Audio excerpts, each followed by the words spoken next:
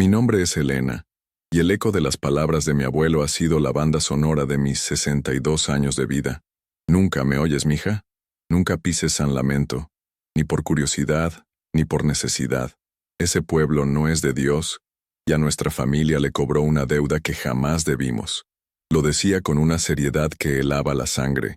Sus ojos, normalmente llenos de la sabiduría tranquila del campo, se nublaban con una tormenta de recuerdos dolorosos.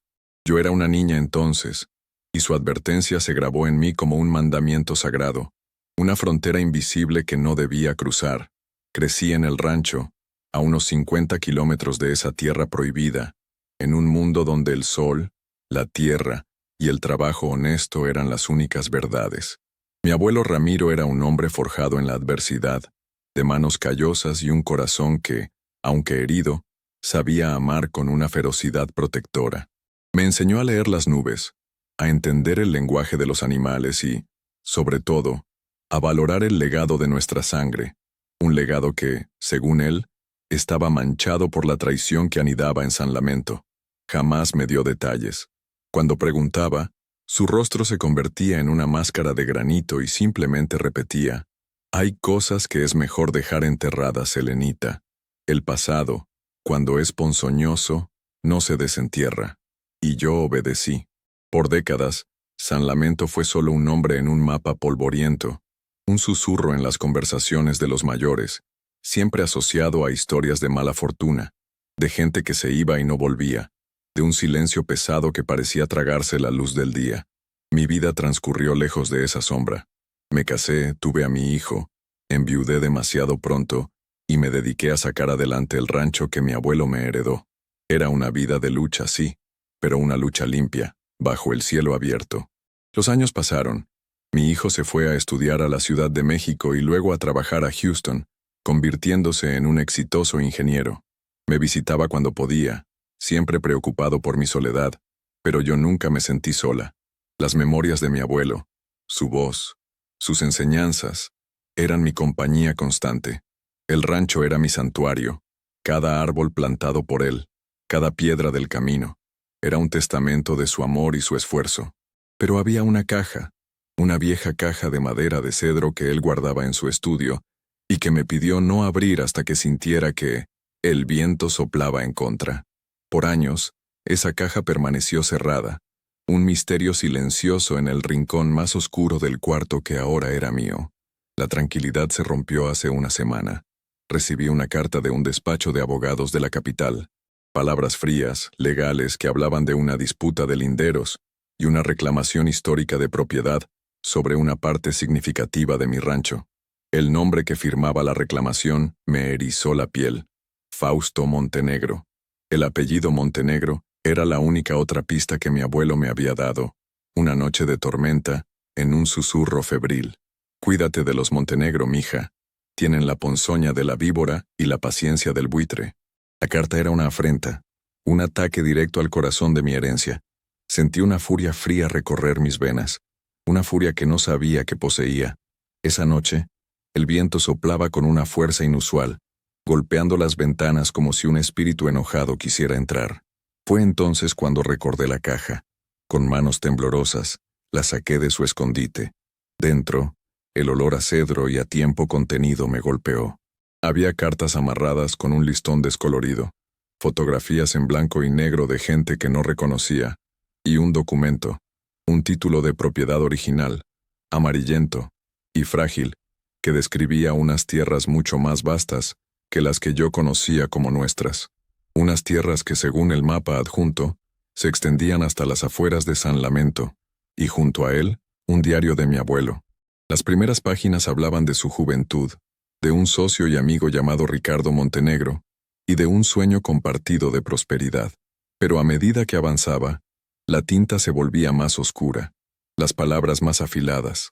Hablaba de engaños, de firmas falsificadas, de una noche terrible en la que fue expulsado de sus propias tierras bajo amenazas de muerte. Hablaba de un poder corrupto que había comprado a todo el pueblo de San Lamento. El último párrafo me dejó sin aliento. Me robaron todo, pero no mi vida. Y mientras viva un de la Garza, la verdad no morirá. Pero no pueden volver. Ricardo tiene un silbido particular, uno que usa para llamar a sus perros, a sus matones. Si alguna vez escuchan ese silbido cerca es que la maldad ha vuelto a buscarnos. Huyan. Dejé caer el diario. El miedo, un miedo atávico, profundo, se apoderó de mí. El viento afuera aullaba, y en ese momento, lo sentí más como una premonición que como un fenómeno natural. Decidí que no iba a huir. La sangre de mi abuelo corría por mis venas, y su lucha, ahora, era la mía. Pasé toda la noche leyendo y releyendo cada palabra, tratando de armar el rompecabezas de una injusticia de más de 70 años. El sol apenas despuntaba cuando, agotada, me quedé dormida sobre la mesa del comedor, con los papeles de mi abuelo esparcidos a mi alrededor como un campo de batalla. Fue entonces, en el duermevela del amanecer, cuando lo escuché. Un sonido agudo, melódico y terriblemente claro, que atravesó el sonido del viento. Un silbido, 3 notas ascendentes, una pausa, y 2 notas descendentes. Era un sonido que no pertenecía al campo.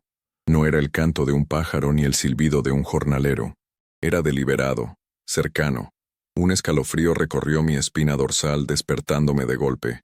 Me levanté y corrí hacia la ventana, el corazón martillándome en el pecho. No vi a nadie, solo las sombras largas del amanecer y los árboles meciéndose con violencia. Pero el eco del silbido quedó suspendido en el aire, en mi mente. Era el silbido que todos temían, el que mi abuelo me había descrito en su diario. La maldad no solo había vuelto a buscarnos, estaba en mi puerta. Y la frontera sagrada que mi abuelo había trazado alrededor de San Lamento acababa de ser violada. En ese instante supe que mi obediencia había terminado. No iba a huir, iba a caminar directamente hacia la boca del lobo, iba a entrar a San Lamento. Los días que siguieron a esa noche fueron una mezcla de miedo paralizante y una resolución de acero que se forjaba en mi interior. El silbido no se repitió, pero su ausencia era casi más aterradora que su presencia. Era como el silencio de un depredador que acecha, sabiendo que su presa ya ha sido marcada. Comprendí que la carta de los abogados y el silbido eran un ataque coordinado, una estrategia de pinza para intimidarme, para hacerme sentir vulnerable y acorralada. Querían que vendiera, que cediera, que corriera asustada como seguramente esperaban que mi abuelo lo hiciera. Pero yo no era mi abuelo. Yo tenía su diario, tenía su verdad, y sobre todo tenía una vida de trabajo y sacrificio invertida en esa tierra que ahora querían arrebatarme. Lo primero que hice fue llamar a mi hijo, Mateo. Se lo conté todo, desde la carta hasta el silbido. Su reacción fue la que esperaba, una mezcla de preocupación y un deseo inmediato de protegerme. Mamá, vente para Houston ahora mismo. Yo me encargo de esto. Contrataré a los mejores abogados. No te expongas. Su voz, aunque llena de amor, también reflejaba la distancia que nos separaba. Para él, esto era un problema legal, un asunto de papeles y tribunales que se podía resolver desde un rascacielos de cristal y acero. No entendía que esto era algo visceral, una cuestión de sangre y tierra. No, Mateo, no voy a ir a ningún lado. Le respondí con una calma que me sorprendió a mí misma. Esta es mi casa, la casa de tu abuelo. Y nadie me va a sacar de aquí. Necesito que me ayudes. Sí, pero desde allá. Investiga todo lo que puedas sobre Fausto Montenegro y sus negocios. Busca cualquier debilidad, cualquier conexión, cualquier cosa que podamos usar. Yo me encargaré de las cosas aquí. Hubo un largo silencio al otro lado de la línea. Sabía que estaba luchando contra su instinto de sacarme de allí. Finalmente, suspiró. Está bien, mamá, pero prométeme que te cuidarás. Prométeme que no harás ninguna locura. Te lo prometo. Mentí, porque en mi mente, la idea más loca de todas ya había echado raíces. Ir a San Lamento. Sabía que no podía ir a ciegas. Mi abuelo no era un hombre de rendirse, pero sí de planear.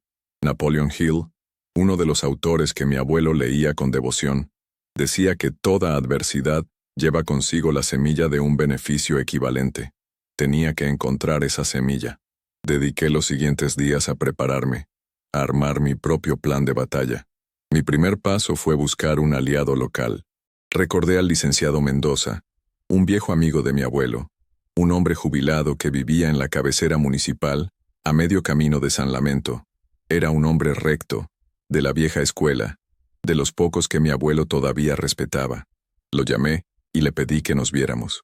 Nos encontramos en un pequeño café de la plaza principal de su pueblo, un lugar anónimo donde nadie nos prestaría atención.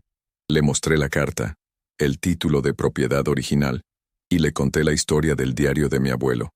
El licenciado Mendoza escuchó en silencio, sus ojos agudos fijos en los documentos, sus dedos tamborileando sobre la mesa. Cuando terminé, se reclinó en su silla y suspiró.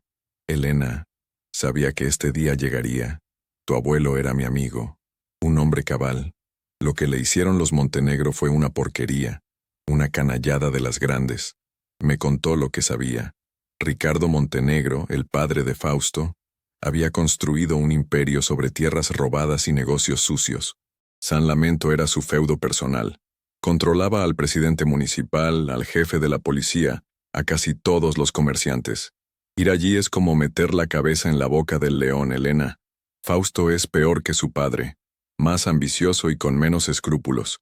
Le gusta el lujo, se pasea conduciendo un BMW último modelo por esas calles polvorientas como si fuera un rey. La gente le teme. Lo sé, respondí. Pero no puedo quedarme de brazos cruzados. Ese silbido fue una amenaza directa.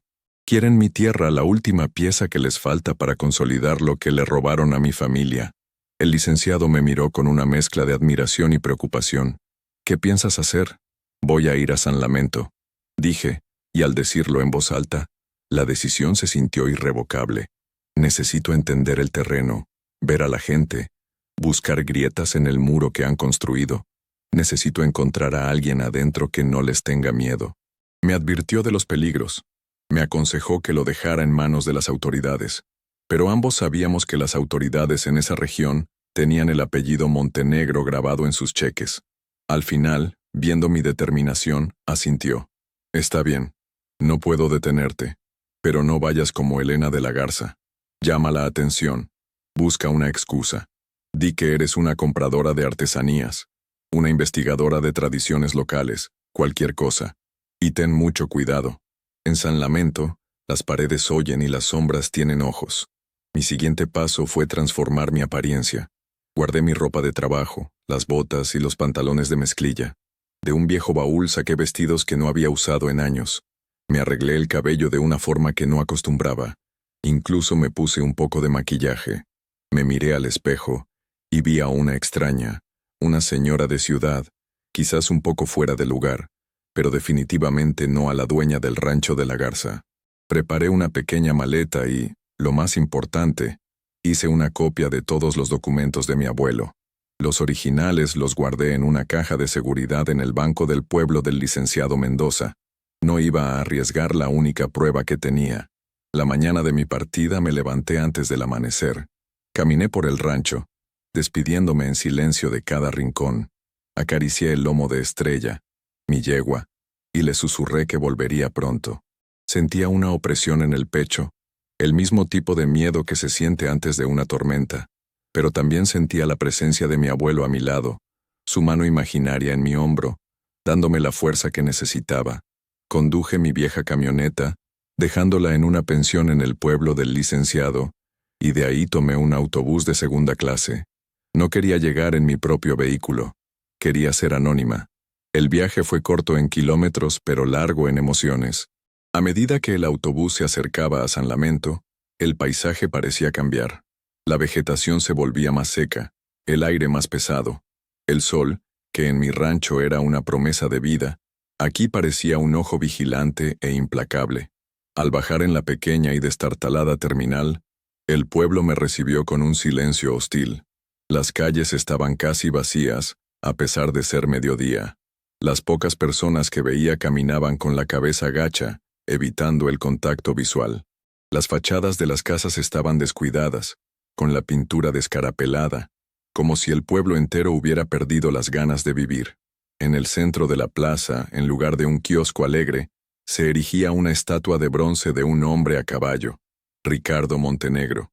A sus pies, una placa de mármol rezaba, fundador y benefactor de San Lamento. Sentí una náusea amarga. Caminé hasta la única posada que encontré, un lugar sombrío llamado El Descanso.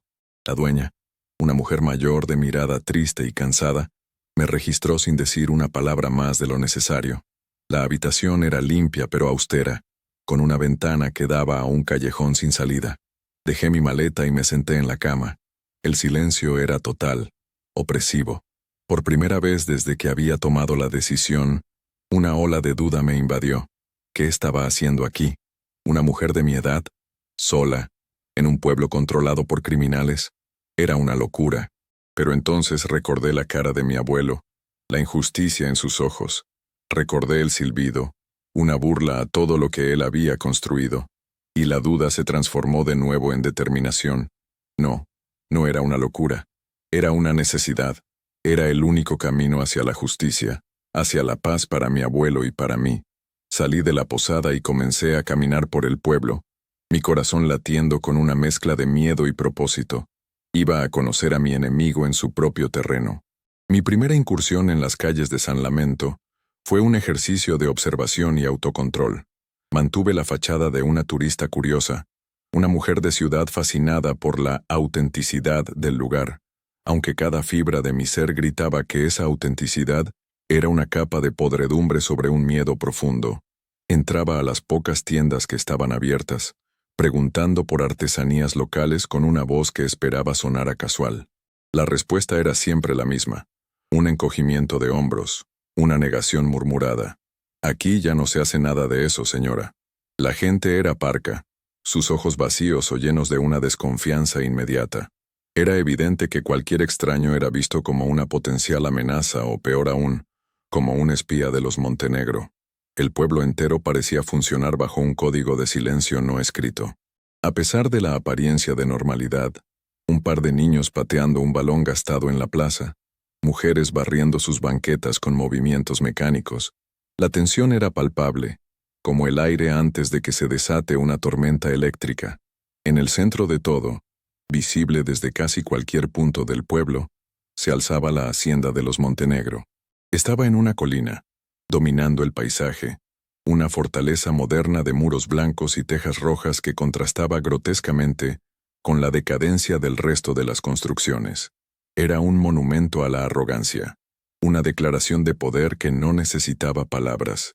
Desde la plaza, vi salir un lujoso BMW negro por sus portones de hierro forjado. Conducía un hombre de unos 40 y tantos años, de traje impecable y gafas de sol oscuras. Aunque no podía verle bien el rostro, supe de inmediato que era Fausto Montenegro. La forma en que el coche se deslizaba por las calles mal pavimentadas, la forma en que los pocos peatones se apartaban a su paso como si fuera un rey, todo en él emanaba un aura de poder y desdén. Sentí un odio frío y puro, un sentimiento que rara vez había experimentado en mi vida. Él era el heredero del ladrón, el que perpetuaba la injusticia, el hombre que había ordenado que ese silbido amenazante llegara hasta mi puerta. Pasé 2 días en esa rutina de exploración silenciosa, sintiendo que chocaba contra un muro de miedo y silencio. Comía en la pequeña fonda del pueblo, donde la cocinera me servía platos de comida sin sabor y sin mirarme a los ojos. Dormía en la posada, donde el silencio de la noche era interrumpido solo por el ladrido lejano de un perro o el sonido del viento que parecía susurrar advertencias. Empezaba a sentirme frustrada. Mi plan de encontrar una grieta en el muro no estaba funcionando. Nadie hablaría conmigo. Nadie se atrevería. La noche del segundo día, mientras estaba sentada en mi habitación sintiendo el peso de la soledad y la duda, recibí una llamada de Mateo. Su voz era una mezcla de emoción y urgencia. Mamá, encontré algo. Fausto Montenegro no es tan intocable como parece. Tiene varias inversiones en Estados Unidos, principalmente en bienes raíces en Texas. Al parecer, está tratando de lavar dinero. Está asociado con una corporación que está bajo investigación federal por fraude. No es nada concreto todavía, pero es un hilo del que se puede tirar. Además, su esposa, Sofía, es una compradora compulsiva. Gasta fortunas en Rodeo Drive, en Beverly Hills. Hay registros de compras de bolsos Chanel y joyas carísimas. Vive en un estilo de vida que no se corresponde con los ingresos declarados de sus negocios en México. Tienen una tarjeta American Express Black y sus gastos son exorbitantes. Puede que haya una forma de presionarlo a través de las autoridades fiscales de allá. La información de Mateo fue como un rayo de luz en la oscuridad. Me dio una nueva perspectiva. Fausto no era solo un matón de pueblo, era un criminal con ambiciones internacionales, y eso lo hacía vulnerable de formas que no había considerado. Le agradecí a mi hijo sintiendo un orgullo inmenso por su inteligencia y su dedicación. Sigue investigando, Mateo. Cada detalle cuenta. Y ten cuidado, por favor. Colgué el teléfono con una renovada sensación de propósito. Ahora tenía un arma, aunque fuera una que aún no sabía cómo usar. Decidí cambiar mi estrategia. En lugar de buscar información, empecé a buscar historia. Mi abuelo no pudo haber sido el único al que los Montenegro le hicieron daño. Tenía que haber otros, familias con rencores enterrados bajo capas de miedo. Comencé a visitar el cementerio del pueblo. Era un lugar descuidado, en la ladera de una colina, con lápidas de piedra erosionadas por el viento y el sol. Pasaba horas allí, leyendo los nombres, las fechas. Buscaba apellidos que pudieran sonar familiares por las historias de mi abuelo, o simplemente trataba de sentir la historia del lugar. Fue allí donde la encontré. Era una mujer anciana, de cabello completamente blanco trenzado en una sola hebra que le caía por la espalda. Estaba arrodillada frente a una tumba sin nombre, marcada solo por una cruz de madera. Con una ternura infinita, limpiaba la tierra y colocaba una pequeña flor silvestre sobre ella. Me acerqué lentamente, para no asustarla. «Disculpe», dije en voz baja. «Es un lugar muy tranquilo». Ella levantó la vista. Sus ojos eran oscuros y profundos, y en ellos vi un océano de tristeza, pero ni una gota de miedo. Me examinó por un largo momento, como si pudiera ver directamente a través de mi disfraz de turista. «La tranquilidad a veces es solo la ausencia de esperanza», respondió. Su voz era rasposa pero firme. Me senté a una distancia prudente, sin decir nada más. No quería presionar. Permanecimos en silencio durante varios minutos. El único sonido era el del viento silbando entre las cruces. Finalmente, ella habló de nuevo. «Usted no es de aquí, no tiene la mirada de los de aquí». «No», admití. «Vengo de lejos. Estoy buscando respuestas sobre mi familia». Ella asintió lentamente como si eso confirmara algo que ya sospechaba. Muchas familias tienen preguntas sin respuesta en este pueblo. La mayoría ha aprendido a no buscarlas. Señaló la tumba sin nombre. «Aquí yace mi hermano. Murió hace más de 50 años. La versión oficial fue que se cayó de un barranco borracho. Pero él no bebía. La verdad es que había tenido una disputa con Ricardo Montenegro por el agua de su parcela. Una semana después, lo encontraron muerto. El aire se volvió denso. Sabía que estaba en un momento crucial. Mi abuelo también tuvo una disputa con Ricardo Montenegro. Dije, mi voz apenas un susurro. Se llamaba Ramiro de la Garza. Al oír el nombre, los ojos de la mujer se abrieron de par en par. Una chispa de reconocimiento, de algo que parecía una vieja lealtad, brilló en su mirada. ¿Ramiro? ¿El buen Ramiro? Él y mi padre eran amigos. Eran socios, hasta que Montenegro se metió entre ellos. Se puso de pie con una agilidad sorprendente para su edad. «Venga conmigo. Aquí no es seguro hablar». Me llevó por un sendero estrecho hasta una pequeña casa de adobe en las afueras del pueblo, casi oculta por un bosquecillo de mezquites. Dentro, el aire olía a hierbas secas y a leña. Me ofreció un vaso de agua fresca, y nos sentamos en 2 sillas de madera. «Mi nombre es Isabel», dijo, «y creo que usted y yo tenemos mucho de qué hablar». Durante las siguientes horas, Isabel me contó la verdadera historia de San Lamento. Me habló de cómo Ricardo Montenegro, con engaños y amenazas, se había apoderado de las mejores tierras, de los pozos de agua, del único molino. Me contó de gente que había sido golpeada, exiliada, o que simplemente había desaparecido por atreverse a enfrentarlo. Fausto, su hijo, había continuado y perfeccionado el sistema de terror de su padre. «Controlan todo, niña. El agua, los empleos, los préstamos. Si no estás con ellos, estás contra ellos. Y si estás contra ellos, no sobrevives aquí». Le conté mi historia. Le mostré las copias de los documentos de mi abuelo. Isabel los miró con lágrimas en los ojos. «Yo recuerdo esa firma, la de tu abuelo, y recuerdo la que Montenegro falsificó. Mi padre fue testigo. pero lo amenazaron con hacernos daño a mi hermano y a mí si hablaba. Vivió con esa culpa hasta el día de su muerte. Isabel me dijo que había un hombre, el viejo párroco del pueblo, el padre Miguel, que podría tener registros antiguos. Los Montenegro habían quemado el antiguo palacio municipal con todos sus archivos hacía décadas, pero los registros de la iglesia eran diferentes. El padre Miguel era un hombre asustado, pero devoto. Quizás, solo quizás, podría ser convencido de ayudar. Encontré a mi aliada. Encontré la primera grieta en el muro. Al salir de la casa de Isabel, al anochecer, me sentía diferente. Ya no estaba sola. El miedo seguía ahí, pero ahora estaba acompañado de una llama de esperanza. Sabía que el camino sería peligroso, pero por primera vez veía un sendero donde antes solo había oscuridad. Mientras caminaba de regreso a la posada, bajo un cielo lleno de estrellas que parecían indiferentes a los dramas de la tierra, me di cuenta de que mi abuelo se había equivocado en una cosa. Me prohibió entrar a San Lamento para protegerme del pasado, pero era solo entrando en San Lamento como podría reclamar el futuro. La revelación de Isabel y la existencia de los registros de la iglesia me dieron un objetivo claro y tangible. Sin embargo, acercarme al padre Miguel no era tarea sencilla. Isabel me advirtió que el sacerdote era un hombre bueno, pero que vivía aterrorizado. La iglesia de San Lamento, aunque teóricamente un santuario, no era inmune a la influencia de los Montenegro. Fausto hacía generosas donaciones, no por piedad, sino para comprar el silencio y la lealtad del clero. Su presencia en la misa dominical, sentado en la primera fila con su esposa vestida con elegancia parisina, era un recordatorio semanal para todo el pueblo de quien ostentaba el poder terrenal, incluso en la casa de Dios. Decidí que la mejor manera de abordar al padre Miguel era a través de la fe. Empecé a asistir a la misa diaria, a primera hora de la mañana. Me sentaba en la última banca, adoptando la postura de una viuda piadosa y solitaria. Observaba al padre Miguel. Era un hombre mayor, encorvado por el peso de los años o quizás por el peso de los secretos que guardaba.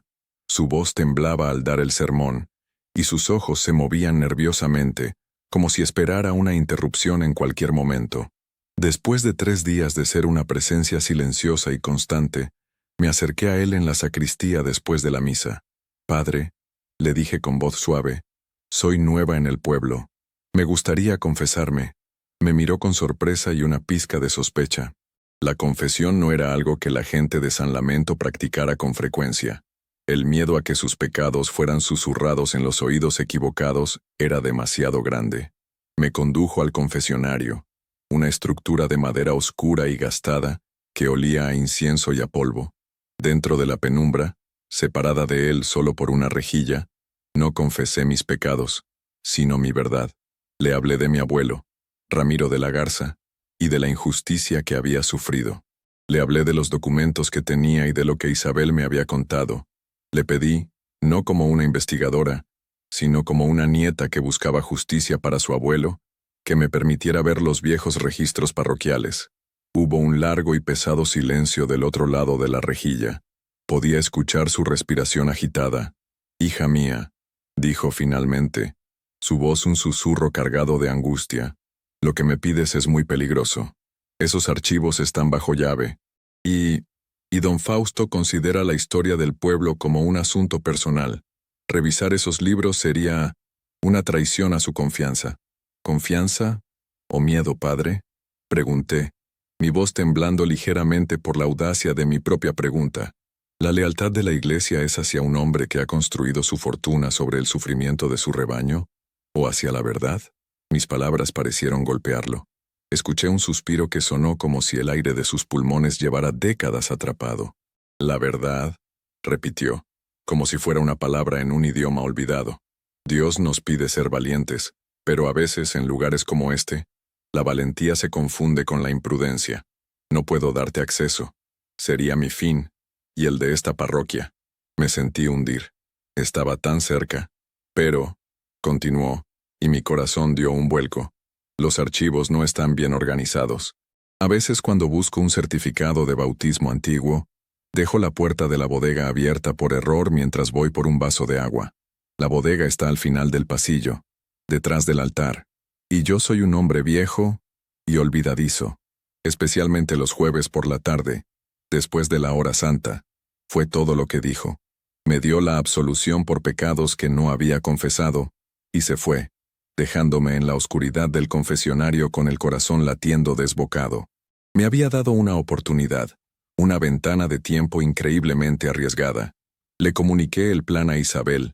Ella insistió en acompañarme, no dentro de la iglesia, sino vigilando desde la plaza. Si veo el coche de Montenegro o a alguno de sus hombres acercarse, toseré 3 veces fuerte como si me ahogara. Será tu señal para salir de ahí como sea. El jueves llegó con una lentitud exasperante. El aire estaba cargado, pesado. Asistí a la hora santa, mi mente lejos de las oraciones, cada segundo estirándose como una eternidad. Cuando el servicio terminó y los pocos feligreses se fueron, me quedé atrás, fingiendo rezar. Vi al padre Miguel caminar hacia la sacristía. Unos minutos después salió y se dirigió a la casa parroquial, dejando la puerta que conducía a la parte trasera del altar abierta. Era mi señal. Con el corazón en la garganta, me deslicé por la puerta y encontré la bodega. Era un cuarto pequeño, húmedo y lleno de polvo. Estantes de madera repletos de libros encuadernados en cuero se alineaban en las paredes. El olor a papel viejo y a moho era abrumador. No tenía tiempo que perder. Busqué los libros del año en que mi abuelo fue despojado de sus tierras. Mis manos, cubiertas de polvo, temblaban mientras pasaba las páginas frágiles. Y entonces lo encontré. En el libro de registros de propiedad y diezmos estaba la caligrafía elegante de mi abuelo, detallando su propiedad, Rancho de la Garza y anexos. Y unas páginas más adelante, una anotación del párroco de aquella época. Nota: el joven Ricardo Montenegro presenta un nuevo título de propiedad sobre las tierras del señor de la Garza. Alega una venta. La firma no parece la de Ramiro. Hay rumores de coacción. Que Dios se apiade de nosotros. Este pueblo está cayendo en la oscuridad. Era la prueba que necesitaba. Una confirmación de un tercero, de la iglesia, de que la transacción fue sospechosa desde el primer día. Saqué mi teléfono, que había traído precisamente para esto, y comencé a fotografiar las páginas con manos temblorosas. Fue entonces cuando lo escuché. 3 toses fuertes, secas, provenientes de la plaza. La señal de Isabel. Un pánico helado me recorrió. Metí el teléfono en mi bolso.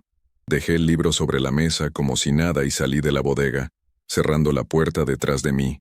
En lugar de volver por la sacristía, corrí hacia una pequeña salida lateral que daba a un callejón. Justo cuando salía a la luz del sol, vi el BMW negro de Fausto Montenegro estacionándose frente a la iglesia. Él bajó del coche. No iba vestido con su habitual traje de negocios, sino con ropa más casual. Pero no venía solo. Con él iban 2 hombres corpulentos de aspecto amenazador. No me vio. Entró directamente a la iglesia. Contuve la respiración y me alejé por el callejón, mi espalda pegada a los muros de adobe, rezando para ser invisible. Me encontré con Isabel en el mercado, fingiendo mirar verduras. Su rostro estaba pálido. Llegó de la nada. Susurró. Alguien debe haberle dicho que una extraña estaba haciendo demasiadas preguntas. Nos separamos sin decir más. Corrí de vuelta a la posada encerrándome en mi habitación. Mi corazón no dejaba de latir con fuerza. Tenía la prueba, pero ahora me habían descubierto. Mi anonimato se había esfumado. Esa noche, el miedo se convirtió en una presencia física en la pequeña habitación. Cada crujido del viejo edificio me hacía saltar. Cada sombra parecía una amenaza. Sabía que no podía quedarme en San Lamento mucho más tiempo. Tenía que sacar la información de allí. Le envié las fotos a Mateo y al licenciado Mendoza, con un mensaje encriptado. Lo tengo. La situación es peligrosa. Inicio plan de salida mañana. La respuesta de Mateo fue inmediata. Sal de ahí ahora mismo, mamá. No esperes a mañana. Vete ya. Pero salir de San Lamento no era tan fácil como entrar. Ahora era una prisionera en un pueblo que no tenía muros, pero sí cientos de ojos vigilantes. Mientras planeaba mi escape, alguien golpeó mi puerta. No era un golpeteo suave. Eran 3 golpes secos, autoritarios. Me quedé helada. Señora, dijo una voz masculina desde el otro lado, una voz que no reconocí. Sabemos que está ahí. Don Fausto Montenegro quisiera tener una palabra con usted. El momento que tanto temía había llegado. La boca del león no solo me había visto, sino que ahora se disponía a cerrarse sobre mí. Tenía dos opciones: acobardarme o enfrentar a la bestia. Respiré hondo, canalizando la fuerza de mi abuelo, y abrí la puerta. Los dos hombres que estaban en el pasillo eran los mismos que había visto con Fausto frente a la iglesia. Eran altos, anchos de hombros, y sus rostros eran máscaras inexpresivas de intimidación. Uno de ellos hizo un gesto con la cabeza hacia la salida. «Por favor, acompáñenos. Don Fausto la espera». No era una petición, era una orden. Cualquier intento de resistencia habría sido inútil y estúpido. Asentí en silencio, mi mente trabajando a una velocidad vertiginosa. Tenía que mantener la calma, mostrarme fuerte. El miedo era un lujo que no podía permitirme en ese momento. Me condujeron fuera de la posada, donde el BMW negro esperaba con el motor en marcha.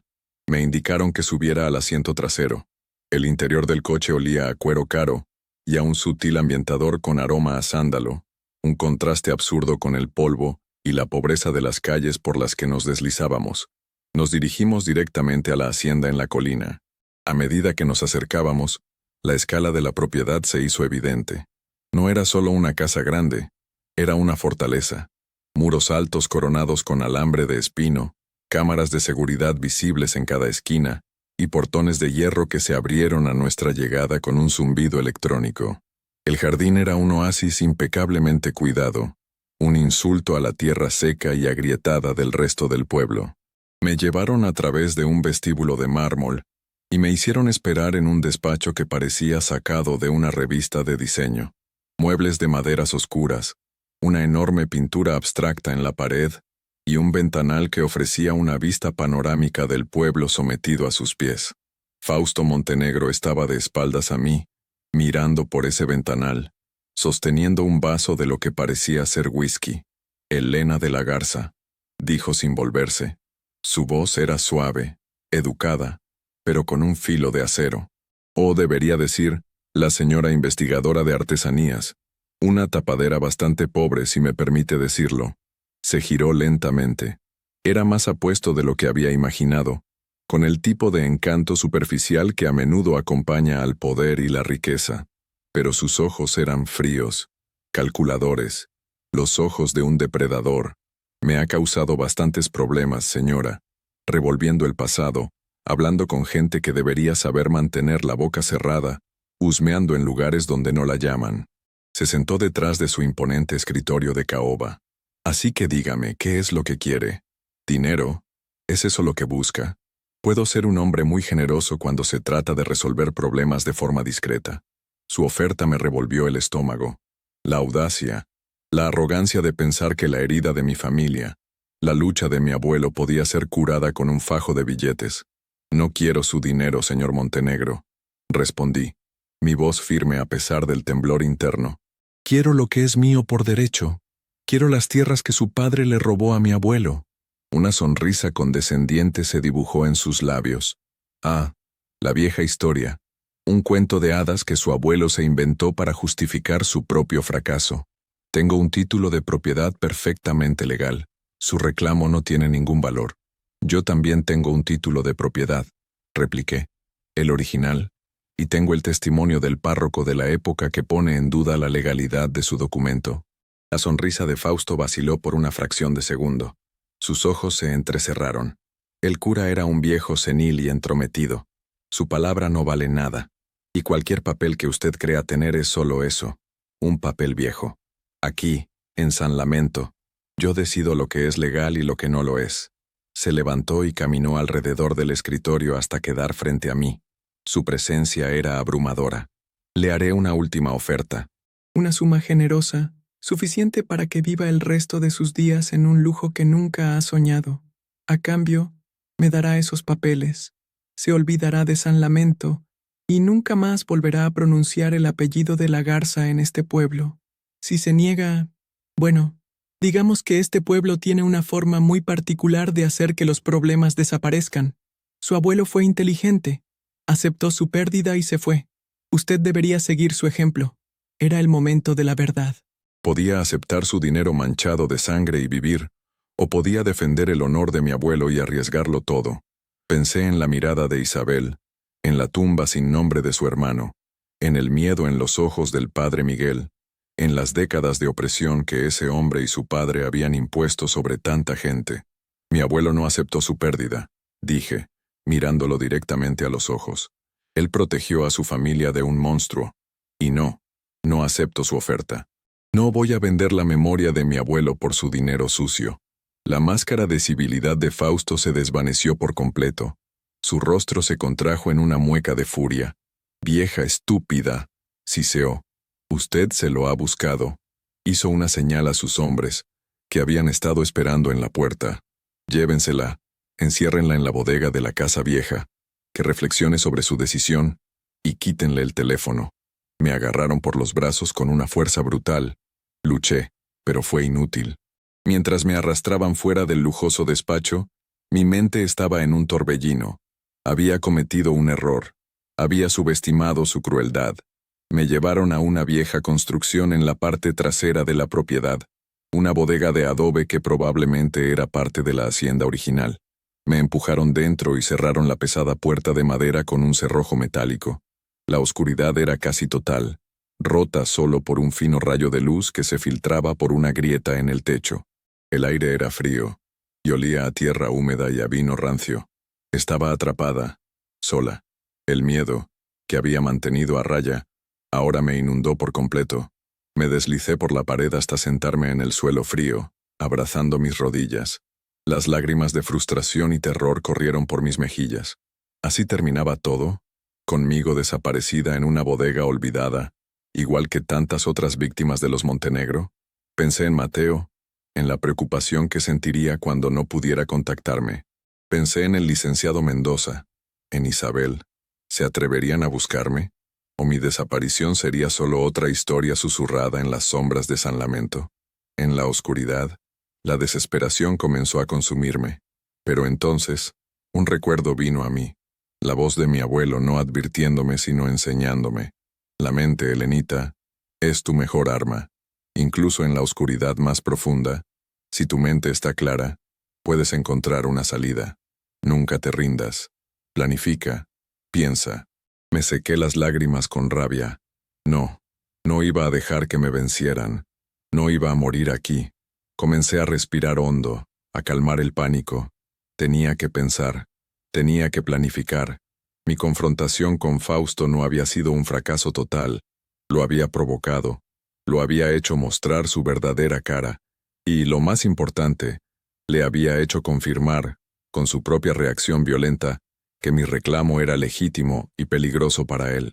Antes de que me quitaran el teléfono, había logrado enviar las pruebas. Estaban a salvo. Mateo y el licenciado Mendoza las tenían. Esa era mi ventaja. Fausto creía que al encerrarme a mí, había encerrado el problema.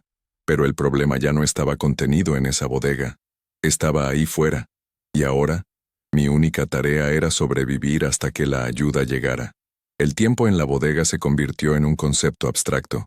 No sabía si habían pasado horas o días. El único cambio era el delgado rayo de luz que se movía a través del piso de tierra, marcando el paso del sol en el exterior. El frío se me había calado hasta los huesos, y el hambre y la sed eran un dolor constante en mi estómago. 2 veces al día, uno de los guardias abría la puerta lo suficiente para deslizar una jarra de agua y un trozo de pan duro. No decían una palabra. Solo me miraban con una mezcla de lástima y desdén antes de volver a encerrarme en la oscuridad. Usé ese tiempo no para lamentarme, sino para fortalecer mi mente, tal como mi abuelo me había enseñado. Repasaba cada detalle de mi vida, cada lección aprendida, cada momento de alegría y de dolor. Pensaba en mi hijo, en su futuro. Pensaba en la justicia para mi abuelo. Transformé mi miedo en un combustible, una energía fría y concentrada. Recordé los libros de Napoleon Hill que mi abuelo atesoraba. Hablaban del poder de la mente para crear la realidad, de la importancia de tener un propósito definido. Mi propósito era claro: salir de allí y derrocar a Fausto Montenegro. Me aferré a ese pensamiento con la tenacidad de un náufrago a una tabla en medio del océano. En uno de mis repasos mentales, recordé algo crucial. Durante la breve llamada con Mateo, él había mencionado que la corporación de Fausto en Estados Unidos estaba bajo investigación federal. Eso significaba que ya había agencias gubernamentales vigilándolo. Mi desaparición, la de una ciudadana americana por nacimiento, un detalle que Fausto probablemente desconocía, ya que mi madre había nacido en El Paso y yo tenía doble nacionalidad, podría ser el detonante que necesitaban para actuar. Mientras tanto, fuera de mi prisión de adobe, el mundo no se había quedado quieto. Tal como yo esperaba, mi silencio había desatado la alarma. Mateo, al no poder contactarme, entró en pánico. Llamó al licenciado Mendoza, quien a su vez contactó a Isabel. Isabel, arriesgándolo todo, fue la primera en actuar. Organizó a un pequeño grupo de las mujeres más viejas del pueblo, viudas y madres que, como ella, habían perdido a alguien o algo por culpa de los Montenegro. Eran mujeres que ya no tenían nada que perder y que estaban hartas de vivir con miedo. Empezaron a hacer preguntas, a crear un murmullo sutil pero persistente. ¿Han visto a la señora de fuera? La que compraba artesanías. ¿Alguien sabe qué pasó con ella? Era una forma de resistencia silenciosa, una red de susurros que comenzó a extenderse por el pueblo, erosionando el muro de silencio. El licenciado Mendoza, por su parte, utilizó las pruebas que le había enviado. No fue a las autoridades locales, sabiendo que eran corruptas. En su lugar, viajó a la capital del estado y presentó una denuncia formal ante la Fiscalía General, adjuntando las copias del título de propiedad, las fotos de los registros de la iglesia y un informe detallado sobre mi desaparición. Solicitó una orden de cateo para la Hacienda Montenegro. Sabía que sería un proceso lento y burocrático, pero la semilla legal estaba plantada. Pero la acción más decisiva vino de Mateo. Usando sus recursos y su conocimiento del sistema americano, contactó al consulado de Estados Unidos en Monterrey. Informó sobre mi desaparición, destacando mi ciudadanía estadounidense.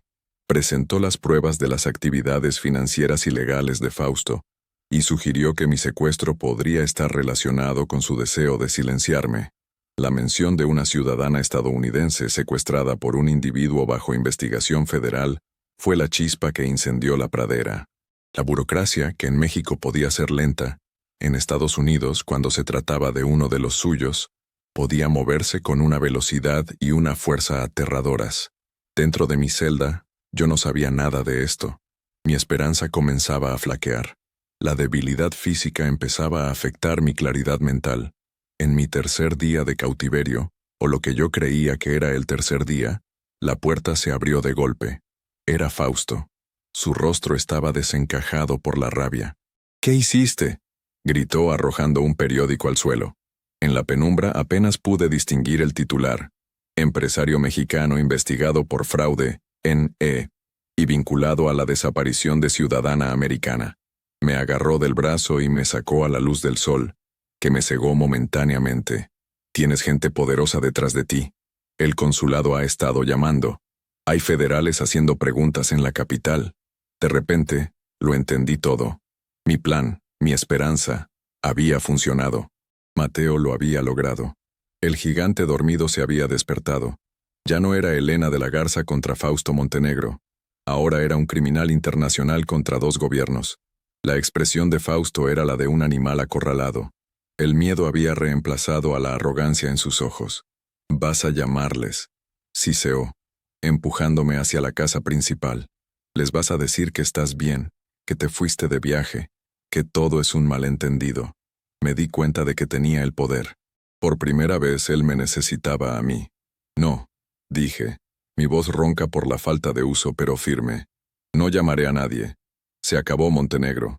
Tu reino de terror se ha terminado». Me abofeteó con fuerza, haciéndome caer al suelo. «Harás lo que yo digo», gritó, perdiendo el último vestigio de control. Pero antes de que pudiera hacer algo más, el sonido de sirenas comenzó a crecer en la distancia. Un sonido que nunca se había escuchado en San Lamento. Sirenas de la Policía Federal, no de los policías locales comprados. Un helicóptero apareció en el horizonte, volando bajo sobre la hacienda. Fausto se quedó paralizado, su rostro pálido como la cera. Sus hombres, que hasta entonces habían sido la encarnación de la amenaza, ahora corrían en todas direcciones presas del pánico. En cuestión de minutos, vehículos federales irrumpieron por los portones de la hacienda. Agentes armados y enmascarados se desplegaron por la propiedad. Fausto Montenegro, el hombre que había sido rey y señor de San Lamento, fue arrojado al suelo, esposado y arrestado frente a la opulenta casa que había construido sobre el miedo y la miseria de otros. Un agente se me acercó. ¿Es usted Elena de la Garza? Asentí, las lágrimas finalmente fluyendo libremente, pero esta vez eran lágrimas de alivio, de victoria. Está a salvo ahora, señora, dijo con amabilidad. Mientras me escoltaban fuera de la hacienda, vi a la gente del pueblo congregada en la entrada. Por primera vez, sus cabezas no estaban gachas. Me miraban, no con miedo, sino con asombro, y, en algunos ojos, con una gratitud silenciosa. En medio de la multitud vi a Isabel. Me sonrió, una sonrisa ancha y llena de luz. Habíamos ganado. Mi abuelo finalmente podía descansar en paz. La caída de Fausto Montenegro fue tan rápida y estrepitosa como su ascenso había sido lento y cruel. La intervención de las autoridades federales, impulsada por la presión del gobierno estadounidense, desmanteló su imperio en cuestión de semanas. Con Fausto detenido y enfrentando cargos de secuestro, fraude, lavado de dinero y una larga lista de otros delitos en ambos lados de la frontera, el miedo que había atenazado a San Lamento durante generaciones comenzó a disiparse como la niebla matutina. La gente empezó a hablar. Salieron a la luz historias de extorsión, de despojo, de violencia, testimonios que habían permanecido enterrados por décadas de terror. El presidente municipal y el jefe de la policía, cómplices de los Montenegro, fueron destituidos y arrestados. El sistema corrupto que habían construido se derrumbó como un castillo de naipes. Mi caso, la reclamación de las tierras de mi abuelo, se convirtió en la pieza central que demostraba el modus operandi de la familia. Con los documentos originales, la nota del párroco y el testimonio de varias familias que habían sufrido destinos similares, los tribunales anularon el fraudulento título de propiedad de los Montenegro y restauraron la posesión legal del rancho de la Garza y anexos a mi nombre. La justicia, aunque tardía, había llegado. Pasé un tiempo recuperándome.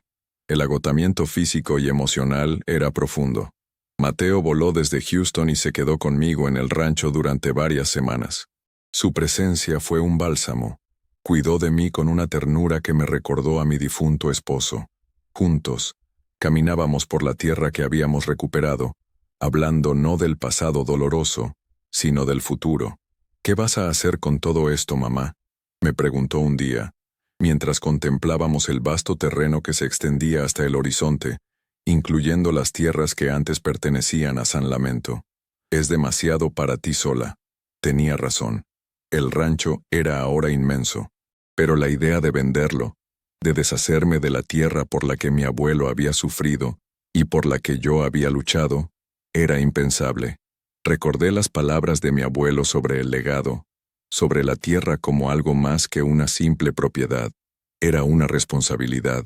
No voy a venderlo, le respondí. Voy a hacer algo diferente, algo que honre la memoria del abuelo y que ayude a sanar las heridas de San Lamento. Mi plan comenzó a tomar forma en mi mente, no como una estrategia de negocios, sino como un acto de restitución. Decidí quedarme con la parte del rancho que siempre habíamos trabajado, mi santuario personal, pero las vastas tierras recuperadas, las que habían sido el origen del conflicto, las convertiría en un fideicomiso comunitario para la gente de San Lamento. Con la ayuda del licenciado Mendoza y un equipo de agrónomos y planificadores sociales que Mateo contactó, creamos la Fundación Legado de la Garza. El objetivo era simple: devolverle a la gente lo que los Montenegro les habían robado indirectamente, su autonomía y su dignidad. Las tierras se dividieron en parcelas que fueron arrendadas a precios simbólicos a las familias del pueblo, dándoles la oportunidad de cultivar sus propios alimentos y vender los excedentes. Se creó una cooperativa para asegurar precios justos y eliminar a los intermediarios abusivos. Usamos parte del capital que se recuperó de las cuentas congeladas de Fausto para perforar nuevos pozos de agua, asegurando que el recurso más vital fuera compartido equitativamente y no usado como un arma de control. Isabel se convirtió en la presidenta del Consejo de la Cooperativa. Su sabiduría, su fuerza y su profundo conocimiento de las necesidades de la gente la convirtieron en la líder natural que el pueblo necesitaba. La vi florecer. Su rostro, antes marcado por la tristeza, ahora irradiaba un propósito y una alegría que contagiaba a todos. La estatua de Ricardo Montenegro en la plaza fue derribada. En su lugar, se plantó un ahuehuete, un árbol de vida, y se colocó una placa simple que decía: «Para los que perseveran en la búsqueda de la justicia». San Lamento comenzó a cambiar. Lentamente, la pintura descarapelada de las casas fue reemplazada por colores vivos. Las risas de los niños volvieron a llenar la plaza. La gente comenzó a mirarse a los ojos, a saludarse, a reconstruir los lazos comunitarios que el miedo había roto. El pueblo dejó de ser San Lamento para convertirse, simplemente, en San Ramiro, en honor al hombre que nunca dejó de luchar, aunque fuera en silencio. Yo no me mudé a San Ramiro. Mi lugar estaba en mi rancho, en mi soledad elegida, rodeada de los recuerdos de mi abuelo, pero visitaba el pueblo con frecuencia, no como una terrateniente o una benefactora, sino como una vecina más. Me sentaba con Isabel a tomar café, escuchaba las historias de la gente, compartía sus pequeñas victorias.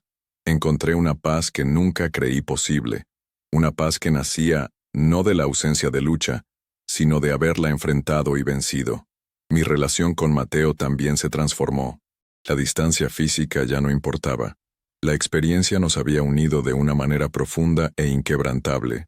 Entendió la importancia de las raíces, del legado, de la lucha por lo que es correcto, más allá del éxito material.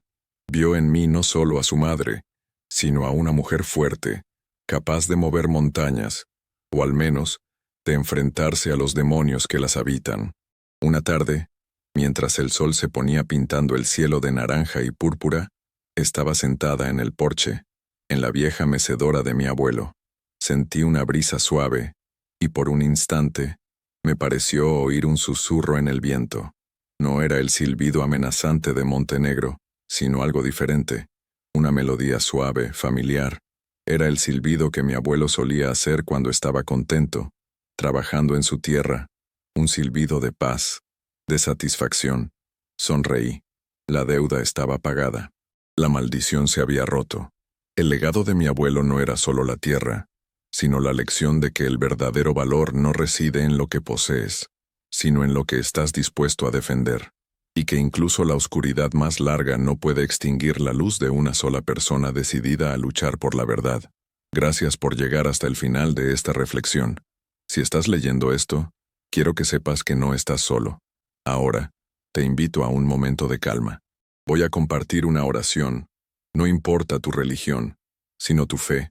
Una oración pensada para ayudarte, para abrazar a todos los que en silencio luchan, sienten, esperan. Solo cierra los ojos un instante y deja que estas palabras te acompañen. Ten fe, todo va a estar bien. Orar, encenderse por dentro. Hay dolores que nadie ve, dolores que no gritan, no sangran, pero pesan como un velo sobre los hombros. Esos que uno carga en silencio, tratando de entender, de seguir, de soportar. Pero hay un momento, y yo he estado ahí varias veces, en que el esfuerzo cansa, la mente se rinde, y algo dentro de uno se arrodilla, no por debilidad, sino por verdad. Es en ese instante cuando la oración comienza, o mejor dicho, aparece. No esa hecha con palabras bonitas o promesas apresuradas, sino la que brota de un lugar tan profundo que ni siquiera tiene nombre, como un susurro del alma diciendo: ya no puedo sola. Orar, descubrir, no es pedir, es recordar. Recordar quiénes somos cuando el ego se aquieta. Recordar que la vida también late en lo invisible, que hay un centro en nosotros donde todo descansa, y que, aunque por fuera todo parezca derrumbarse, ese centro permanece. A veces, orar es simplemente cerrar los ojos y recogerse como una flor que siente el frío de la noche. Es permitir que una presencia suave nos envuelva, no como magia, sino como sustento, como quien dice sin prisa, aquí estoy, incluso ahora. La oración, o la súplica, no cambia el mundo, pero cambia a quien ora. No evita los dolores, pero transforma la forma en que atravesamos cada uno de ellos. Nos da una mirada más tierna, un corazón menos endurecido, un paso más firme, incluso en la oscuridad. Es como si, por un instante, el alma flotara por encima del tiempo y regresara al cuerpo con más paz. No una paz ruidosa, sino esa que solo quien ha pasado por el caos puede reconocer. Orar es afinar la escucha. La mente se calla y la intuición despierta. Las respuestas no siempre vienen en palabras. A veces son solo percepciones, toques sutiles, un calor en el pecho. La oración ilumina lo que estaba turbio, deshace nudos que ni sabíamos que teníamos. Y lo más bonito es que no tiene que ser complicado. Orar es hablar con Dios, con el universo, con esa inteligencia amorosa que nos habita y nos envuelve, incluso cuando lo olvidamos. Y no tiene que sonar bonito. No necesitas saber rezar. No necesitas entender nada sobre la fe. Puede ser un desahogo en la ducha, una lágrima en la almohada, una frase susurrada antes de dormir. Cuídame. Puede ser incluso el silencio, cuando el dolor es tan profundo que no salen palabras. Dios entiende todo eso. El universo escucha lo que el corazón no sabe decir. No hay una forma correcta. Hay presencia. Y cada vez que nos permitimos ese encuentro, aunque sea sin ritual, aunque sea sin certeza, es oración. Es tan simple, tan al alcance. Orar es solo recordar que no estamos solos. Y entonces, un día, sin darnos cuenta, nos volvemos oración. La forma de caminar, de tocar, de callar, todo empieza a vibrar distinto. Ni siquiera hace falta decir nada. Solo estar ahí ya es oración viva. Y hasta en los días en que no logramos orar, y sí hay días así, el alma sigue orando por nosotros. El espíritu no olvida de dónde viene. Al final, orar es eso, encenderse por dentro, y dejar que esa luz nos guíe, incluso cuando no sabemos el camino. Gracias de corazón por acompañarme en esta historia. Si te ha gustado, por favor, déjame un comentario y sigue nuestro canal para no perderte las próximas reflexiones. Me encantaría saber qué te pareció y qué temas o historias te gustaría que exploráramos juntos. Cuéntame, ¿desde qué ciudad o país me estás leyendo? Vuestros mensajes son mi mayor motivación. Como un pequeño gesto de agradecimiento por vuestro apoyo, he dejado un par de recetas de tés relajantes y postres sin azúcar en el primer comentario fijado. Espero que las disfruten. Que Dios los proteja a todos y les dé la fuerza para enfrentar sus propias batallas.